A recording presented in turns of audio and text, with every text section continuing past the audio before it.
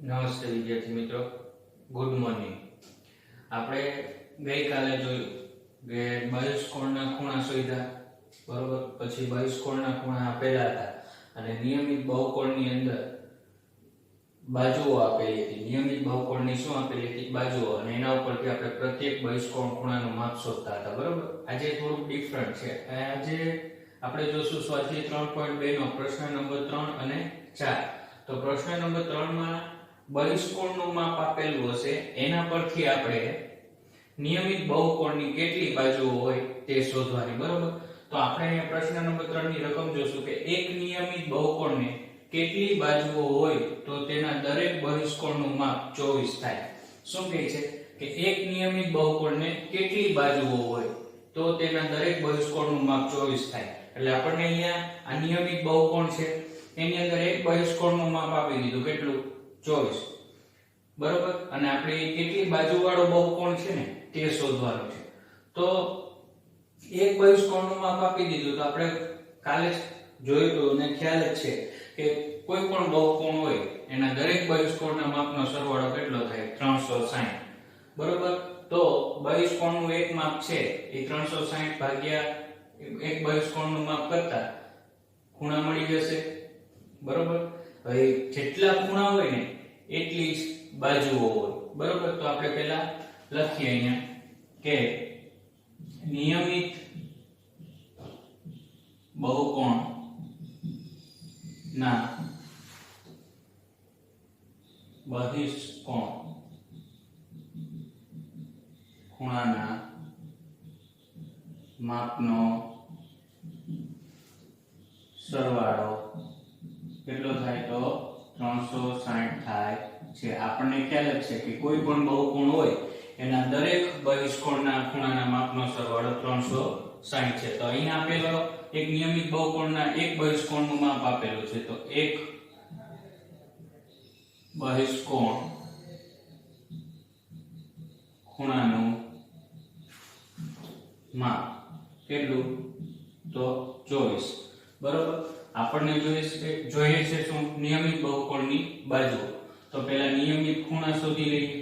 નિયમિત બહુકોણના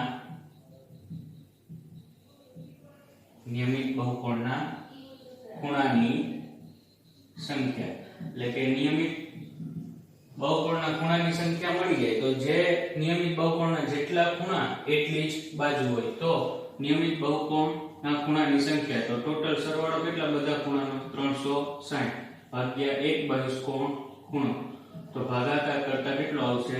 15. એટલે 15 બહિષ્કોણ ખૂણા છે. તો આપણે નિયમિત એટલે શું? કે જેની બધી બાજુ અને દરેક ખૂણા કેવા હોય? સરખા. માટે અહીં લખવાનું કે નિયમિત બહુકોણ ના ની જેટલી બાજુઓ તેટલા જ ખૂણા હોય છે. તેથી આ બહુકોણની કુલ 15 બાજુઓ થાય છે. કેટલી થાય? 15, બરોબર. ફરીથી જોઈએ. અહીંયા આપણને કીધું કે એક નિયમિત બહુકોણને કેટલી બાજુઓ હોય તો તેના દરેક બહિષ્કોણનું માપ 24 થાય. એટલે અહીંયા આપણને નિયમિત બહુકોણની ટોટલ બાજુ શોધવાની છે. કેટલી બાજુવાળો બહુકોણ છે એ નથી ખબર, પણ એના એક બહિષ્કોણ ખૂણાનું માપ ખબર છે, 24, બરોબર. તો આપણે ગઈકાલે જોયું હતું કે નિયમિત બહુકોણ હોય ને એના દરેક બહિષ્કોણના ખૂણાના માપનો સરવાળો 360 થાય.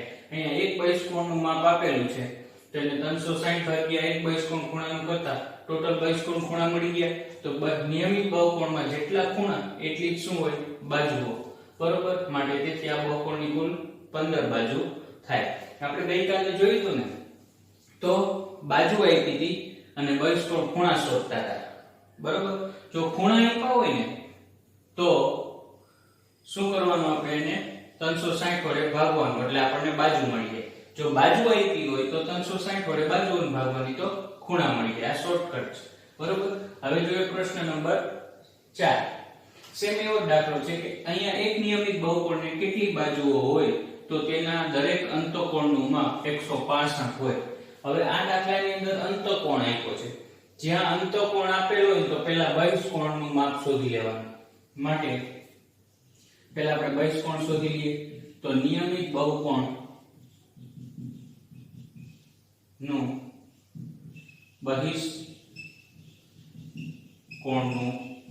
બહિષ્કોણ ખૂણાનું માપ બરાબર 180 માઈનસ અંતઃકોણનું માપ. બરાબર, માટે 180 માઈનસ 165 કેમ કે એક અંતઃકોણ ખૂણાનું માપ આપી દીધું 65 તો કેટલો આવશે 15 આવશે. એટલે આ નિયમિત બહુકોણના દરેક બહિષ્કોણનું માપ કેટલું થયું 15. બરાબર, હવે જો 15 બહિષ્કોણ આવી ગયો તો સેમ આ જ રીત તો લખવાનું કે નિયમિત બહુકોણ ના પ્રત્યેક બહિષ્કોણ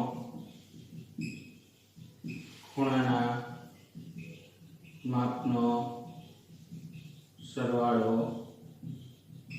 360 થાય છે. બરાબર, કેટલો થાય 360 થાય છે. માટે નિયમિત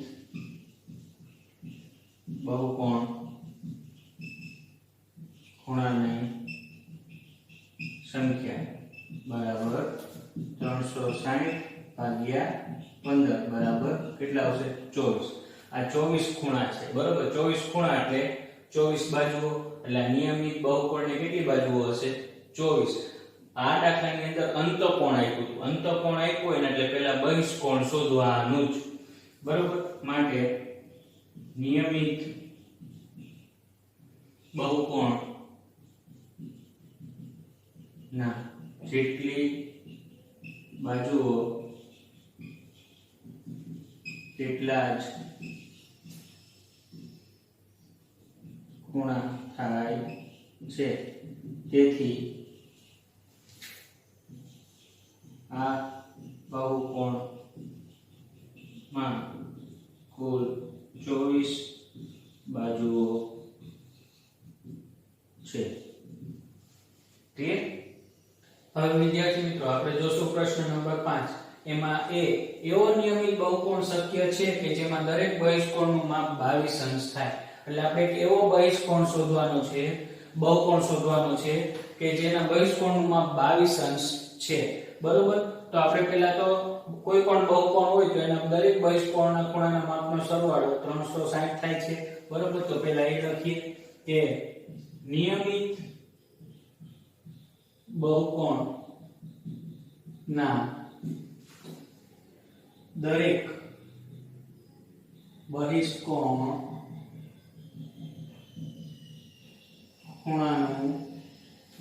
ખૂણાના માપનો સરવાળો કેટલો થાય તો 360 થાય છે. બરોબર, એટલે બહુકોણના દરેક બહિષ્કોણ ખૂણાના માપનો સરવાળો 360 છે. તો આ બહુકોણ ના બહિષ્કોણ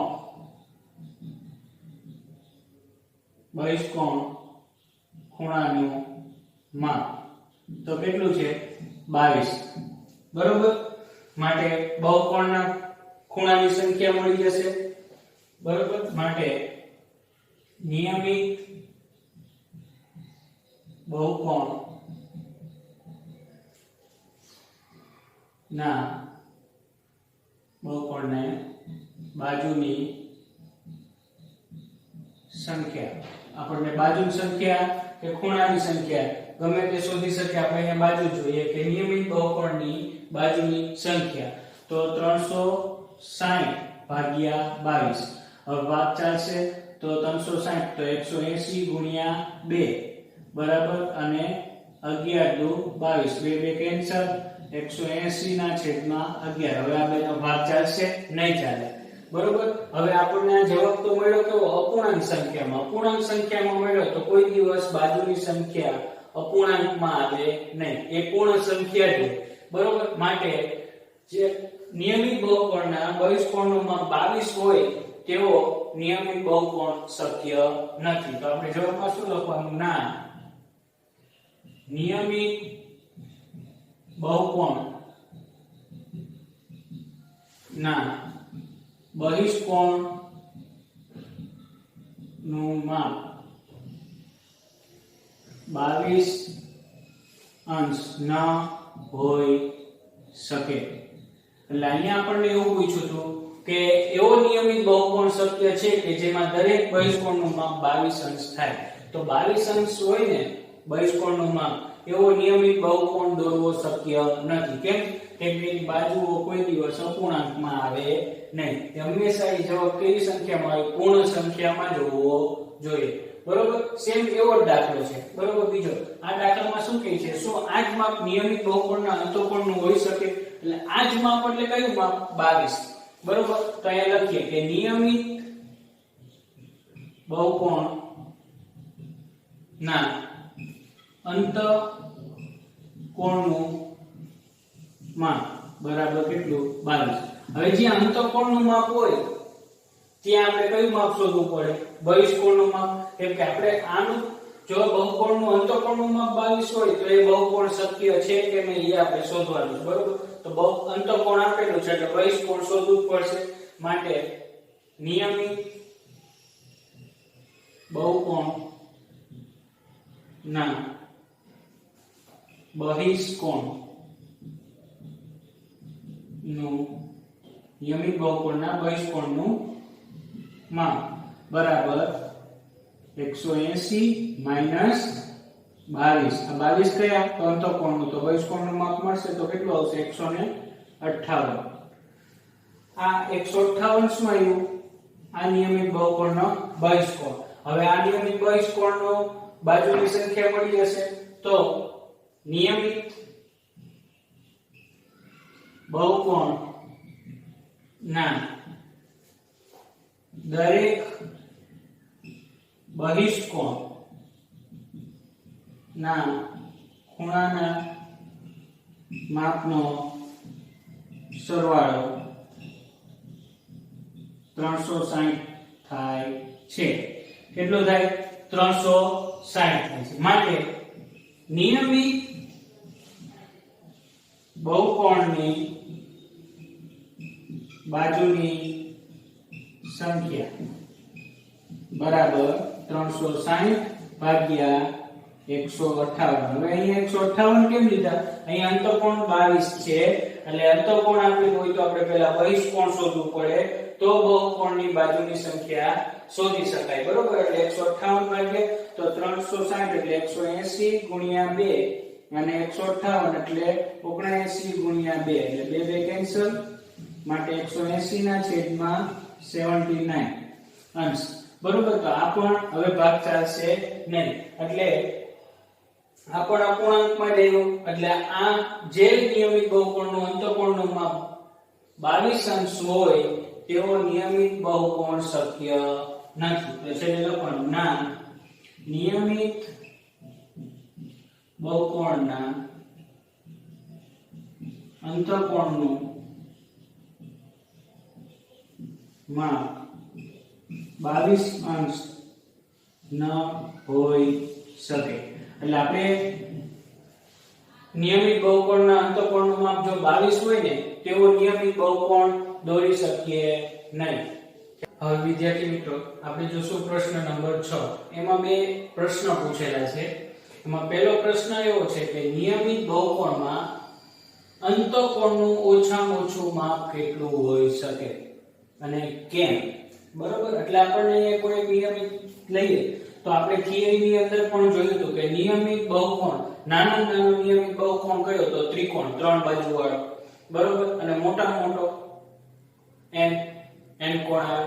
આપણે જ્યારે બહુકોણનું વર્ગીકરણ જોયું હતું ત્યારે આ થિયરીમાં આવ્યું હતું કે નાનો બહુકોણ કયો? નિયમિત બહુકોણ હોય તો ત્રિકોણ. તો આપણે અહીંયા લખેલું છે કે નિયમિત બહુકોણની બાજુઓની સંખ્યા ઓછામાં ઓછી કેટલી હોય 3 3 થી ઓછી એટલે કે બે બાજુ વાળો કોઈ બહુકોણ શક્ય છે જ નહીં 3 બાજુ વાળો જ શક્ય બને એટલે ઓછામાં ઓછી 3 બાજુ હોય તો 3 બાજુ વાળો નિયમિત બહુકોણ હંમેશા સમબાજુ ત્રિકોણ હોય કેમ કે સમબાજુ ત્રિકોણ છે આ એક્ઝામ્પલ તરીકે આપણે અહીંયા સમજીએ તો એની ત્રણેય બાજુ સરખી હોય ત્રણેય ખૂણા સરખા હોય એટલે નાનો નિયમિત બહુકોણ કયો થાય સમબાજુ ત્રિકોણ તો સમબાજુ ત્રિકોણના દરેક ખૂણાનું માપ કેટલું થાય અંતઃકોણનું માપ કીધું ને ઓછામાં ઓછું એટલે અંદરના ખૂણાનું માપ એટલે કેટલું થાય 60 માટે નિયમિત બહુકોણના અંતઃકોણનું ઓછામાં ઓછું માપ 60 હોય અહીંયા આપણને ક્વેશ્ચન જ એવો કર્યો છે કે નિયમિત બહુકોણમાં અંતઃકોણનું ઓછામાં ઓછું માપ કેટલું હોઈ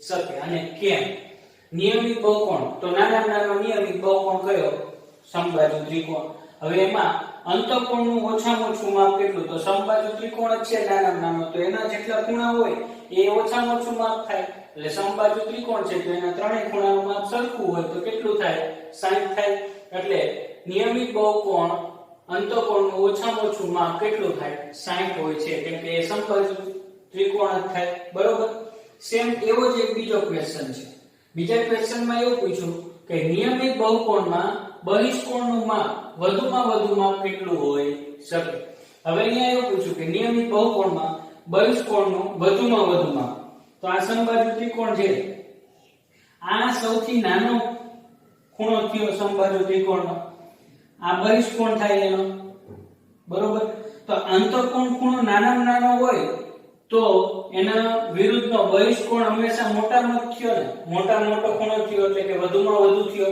તો આપણને અહીંયા સવાલ એવો પૂછ્યો કે નિયમિત બહુકોણમાં બહિષ્કોણનું વધુમાં વધુ માપ કેટલું હોઈ શકે તો આપણે એક સૂત્ર છે કે બહિષ્કોણનું માપ શોધવા માટે તો નાના અંતઃકોણનું માપ હોય ને એને 180 માંથી બાદ કરવાનું એટલે આપણે અહીંયા જો નિયમિત બહુકોણના પ્રત્યેક અંતઃકોણનું ઓછામાં ઓછું માપ જો લેવું પડે તો બહિષ્કોણનું વધુમાં વધુ માપ આપણને મળે કેમ કે એક જ રેખા ઉપર આવેલા છે અને એના અંતઃકોણના ખૂણાના 180 માંથી બાદ કરતા એટલે બહિષ્કોણ મોટામાં મોટો ખૂણો આપણને મળે માટે નિયમિત બહુકોણના પ્રત્યેક અંતઃકોણનું ઓછામાં ઓછું માપ આપણે આગળના સવાલમાં શોધ્યું કેટલું 60 હોય તો બહિષ્કોણનું માપ વધુમાં વધુ માપ મળી શકે એટલે અંતઃકોણનું ઓછામાં ઓછું માપ કેટલું 60 છે તો બહિષ્કોણનું વધુમાં વધુ કેટલું થાય 120 કેમ કે બંને અંતઃકોણ પ્લસ બહિષ્કોણના માપનો સરવાળો 180 અંશ થાય એટલે આપણી પાસે અંતઃકોણનું ઓછામાં ઓછું માપ આપણને ખબર છે